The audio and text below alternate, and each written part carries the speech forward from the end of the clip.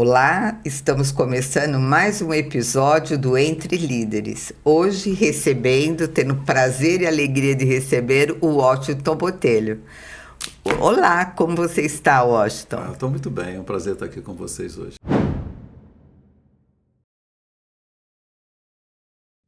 Nós estamos falando de formação, mas eu creio que deve existir também talento pessoal.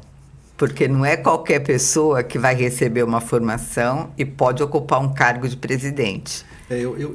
Engraçado, né? Eu penso assim, às vezes as pessoas me perguntam sobre a complexidade que o mundo tomou, né? As dificuldades que a gente tem e a sua capacidade, a resiliência de lidar com situações muito complexas. Eu falo... E tomar decisões quando você tem um plano para uma coisa, amanhã já é outro, né? Eu acho excelente esse ponto que você está levantando. Como que você se adapta a isso? Esse é o ponto mais importante. Se eu puder dar um exemplo aqui, eu gosto muito desse exemplo, que sempre norteou a minha vida.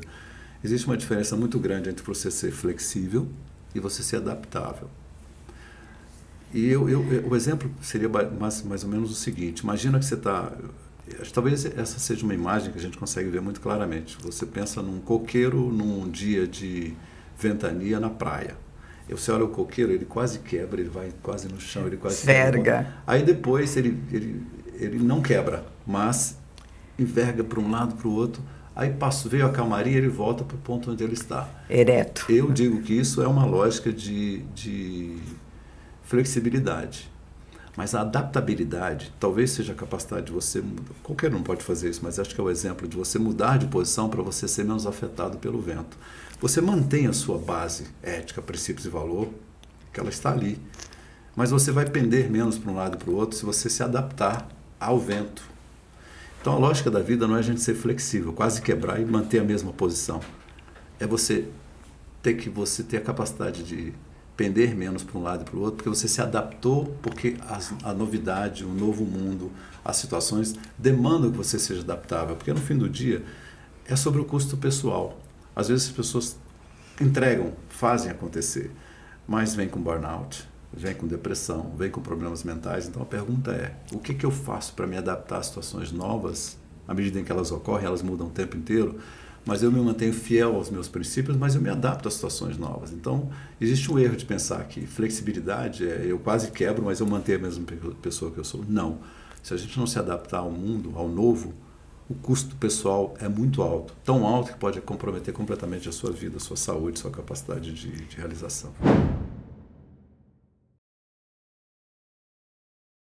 O que você acha que a comunicação ela interfere nos relacionamentos corporativos, inclusive para fechar negócio? O que diferencia uma boa comunicação de uma comunicação morna, vamos dizer assim?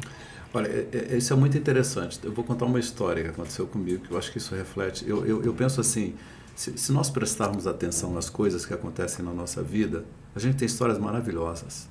É que muitas vezes você não percebe as coisas, e quando você passa a perceber mais pequenas coisas, elas representam muito, porque é o que você faz com aquelas coisas, é que muda quem você é.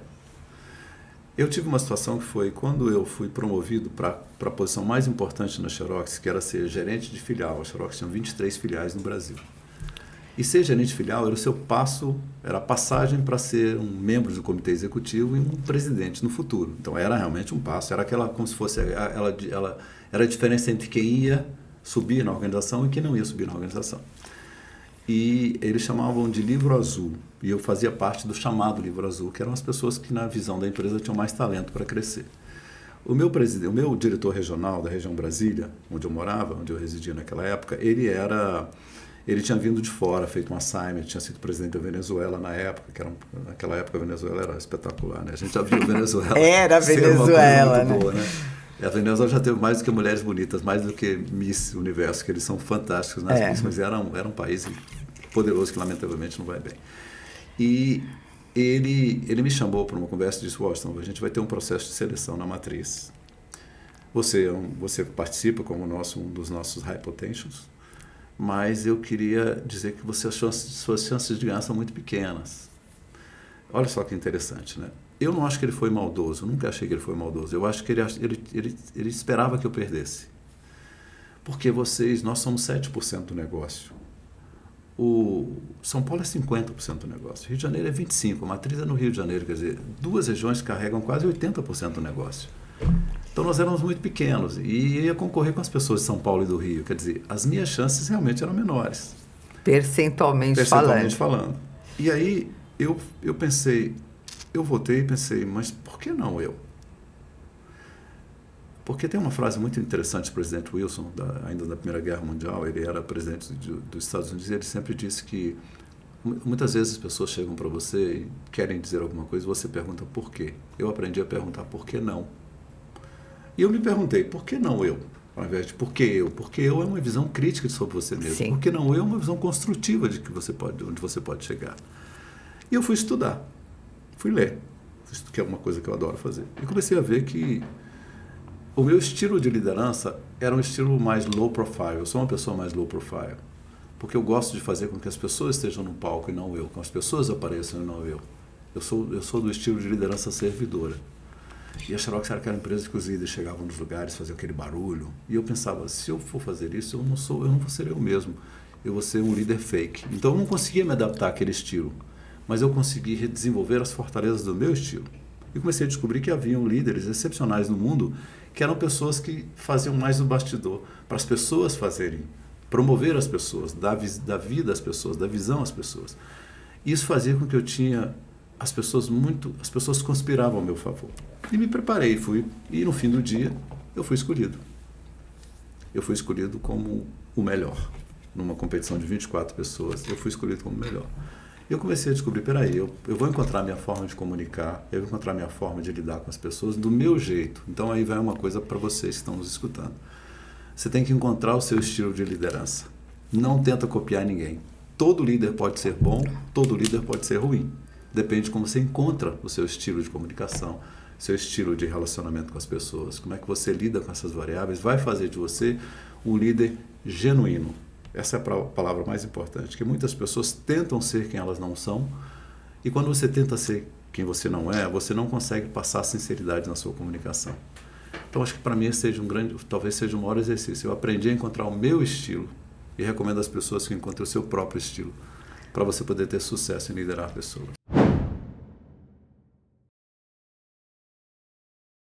Mas assim, você tem uma característica de empreendedorismo, né? Porque Sim. mesmo nas organizações onde você trabalhou, você agiu com cabeça de líder e coração, como você disse, de uma liderança servidora, né? Eu acho que isso eu tenho certeza que isso te leva ao sucesso. Isso é muito importante. Uma outra coisa, como que você mencionou uma experiência onde as pessoas não tinham assim 100% de fé em você. Como que você lidou internamente com isso? Porque a maioria das pessoas, ela tem a necessidade de ser valorizada, de ser motivada. Então, é bem complexo isso. Eu quero saber como foi a sua experiência. É muito complexo, principalmente hoje, a necessidade de você, por exemplo, você pensa na geração Z, eles têm uma necessidade de feedback quase que diária. É uma necessidade dessa geração de saber como eles estão, de ter feedback o tempo inteiro, de trocar com eles para eles se assegurar. A minha geração, talvez, eu tive muita resiliência, porque eu penso o seguinte, o que é mais difícil do que você não ter o que comer com 10 anos de idade? Não ter como pagar o aluguel. A gente ia comer arroz com o ovo da galinha que tinha colocado o ovo e não podia matar a galinha. Era o que tinha para comer. E uma mãe que tinha 4 filhos e tinha que cuidar do quinto e criar 5 filhos. Então eu penso, nada na minha vida foi mais difícil do que essa fase. Então acho que essa resiliência veio da concepção de família, de não pegar o que não te pertence, porque não era permitido você roubar ou pegar alguma coisa e dizer, eu peguei porque eu não tinha o que comer. Não era nos permitido. A nossa formação de família. Então, eu acho que, de alguma forma, isso também fez com que nós todos fôssemos mais resilientes. Eu não tenho dúvida disso. E acho que a leitura desse livro do presidente Wilson dos Estados Unidos, em que ele fala por que não, sempre foi uma coisa que norteou a minha vida inteira. Ainda hoje, se eu estou falando com uma pessoa, ela traz uma ideia que é totalmente fora da minha forma de pensar, a primeira coisa que me vem na cabeça é assim, por que não? O que eu não estou enxergando? O que eu preciso de fazer? O que eu preciso de ver? E não assim, faz da minha maneira, porque a minha maneira é a maneira certa. que a gente tende a ter formatos de coisas e querer que as pessoas pensem da maneira, ou decidam da maneira que você pensou. Exatamente. Então você ter essa capacidade de enxergar alternativas e construir alguma coisa a quatro mãos, foi uma coisa que, quando eu comecei a estudar, e havia assim essa desconfiança de que eu não tinha a liderança, porque eu era um cara low profile, uma pessoa mais quieta, e não aquela pessoa que chegava exuberante e tal, não sou eu. Mas eu encontrei o meu caminho a partir desse... Eu comecei a estudar e eu cheguei na Universidade de Virgínia, que tinha um professor chamado Professor Brown, que ele explicava que os maiores líderes do mundo eram líderes low profile, e que eles tinham 3 características muito interessantes. Primeiro, as pessoas que trabalhavam com ele, que estavam abaixo dele na hierarquia de uma organização, eu não gosto de falar abaixo, porque não é no sentido de abaixo, mas pessoas que estão em outro nível, elas conspiram a seu favor, porque elas são ouvidas, elas gostam de você, te escutam e entendem que você escuta mais do que fala. Então você tem uma espécie de pessoas do baixo clero conspirando a seu favor. As pessoas são seus pares, te respeitam, porque você lida com ética, com princípios. E as pessoas acima veem que você é um visionário. E eu carregava essas 3 características, né? As pessoas que estavam acima achavam que eu era muito talentoso, quem trabalhava comigo me respeitava, quem trabalhava abaixo achava que eu tinha que subir. Então, eu trabalhei muito com pessoas melhores do que eu. Sempre trabalhei com pessoas melhores do que eu, porque as pessoas melhores do que você, elas te empurram para cima. Elas não são risco. É um erro pensar que quem é melhor do que você é um risco. Não é. A pessoa melhor do que você é uma tremenda oportunidade de você ter capacidade de se desenvolver, porque te tira da zona de conforto, te faz perguntas difíceis, te coloca em saia justa e você cresce a partir daí. Então essas coisas todas me empurraram, me impulsionaram, até que quando eu cheguei a presidente no Brasil, eu lembro, nós estávamos reunidos no hotel Copacabana Palace, que é um hotel onde havia reunião, tinha mais ou menos 600 pessoas, e quando a empresa anunciou que eu era o novo presidente, foi um dos momentos mais importantes da minha vida, porque primeiro, naquele caminhar entre de onde eu estava, caminhar talvez ali uns 15, 20 segundos, naqueles 20 segundos passou o filme inteiro na minha vida, desde aquele garoto que não tinha o que comer até onde eu tinha chegado. E aquela coisa de ver as pessoas felizes comigo.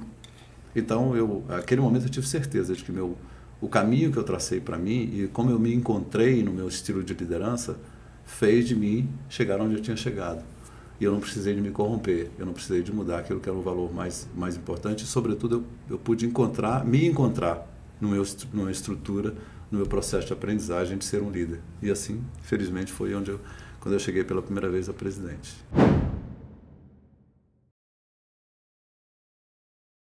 Gostaria que você deixasse a sua mensagem aqui para o nosso público. Bom, um prazer enorme estar aqui. Eu acho que é muito importante você trabalhar o seu autoconhecimento. É fundamental que você se conheça para saber aquilo que você é capaz. A dedicação, a resiliência que você vai ter para poder ter sucesso na vida. Sucesso na vida realmente é você ter felicidade. Encontrar as pessoas que fazem você se sentir forte. Eu costumo dizer, não esquecer nunca dos seus 3 Cs. Tem que cuidar da cabeça, tem que cuidar do coração e tem que cuidar do corpo.